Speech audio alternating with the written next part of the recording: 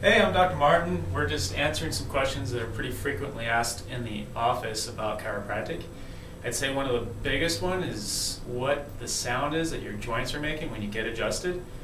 That sound is pretty simple. All it is when your joint, which is kind of compressed and put together like this, is stretched a little bit, like when we're adjusting you, that stretching will open the joint and release gas, and it just makes that popping sound. As that happens, you also have an influx of nutrients and things that help the joint be healthy come into it, and then over time, pressure builds back on, like when you're standing up, your spine has more pressure on it, and then the gas goes back into the joint and the nutrients push out again.